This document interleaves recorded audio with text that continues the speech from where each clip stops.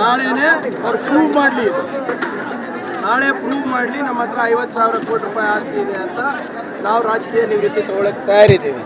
ಅಕಸ್ಮಾತ್ ನಮ್ಮ ಹತ್ರ ಆಸ್ತಿ ಇರಲಿಲ್ಲ ಅಂದರೆ ಇವ್ರು ರಾಜಕೀಯ ನಿವೃತ್ತಿ ತಗೊಳ್ಳೋಕೆ ತಯಾರಿದಾರ?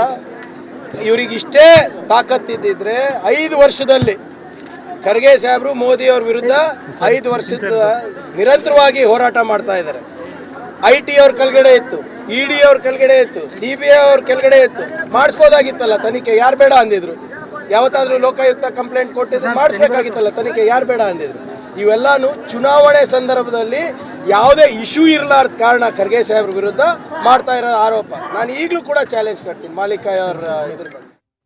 ಆಸ್ತಿ ಇದ್ರೆ ನಾಳೆನೇ ಅವ್ರು ಪ್ರೂವ್ ಮಾಡಲಿ, ಇದು ನಾಳೆ ಪ್ರೂವ್ ಮಾಡಲಿ ನಮ್ಮ ಹತ್ರ 50,000 ಕೋಟಿ ರೂಪಾಯಿ ಆಸ್ತಿ ಇದೆ ಅಂತ ನಾವು ರಾಜಕೀಯ ನಿವೃತ್ತಿ ತಗೊಳ್ಳೋಕೆ ತಯಾರಿದ್ದೀವಿ. ಅಕಸ್ಮಾತ್ ನಮ್ಮ ಹತ್ರ ಆಸ್ತಿ ಇರಲಿಲ್ಲ ಅಂದರೆ ಇವ್ರು ರಾಜಕೀಯ ನಿವೃತ್ತಿ ತಗೊಳ್ಳೋಕೆ ತಯಾರಿದಾರ? ಇವ್ರಿಗೆ ಇಷ್ಟೇ ತಾಕತ್ತಿದ್ದಿದ್ರೆ 5 ವರ್ಷದಲ್ಲಿ ಖರ್ಗೆ ಸಾಹೇಬರು ಮೋದಿ ಅವ್ರ ವಿರುದ್ಧ 5 ವರ್ಷದ ನಿರಂತರವಾಗಿ ಹೋರಾಟ ಮಾಡ್ತಾ ಇದ್ದಾರೆ.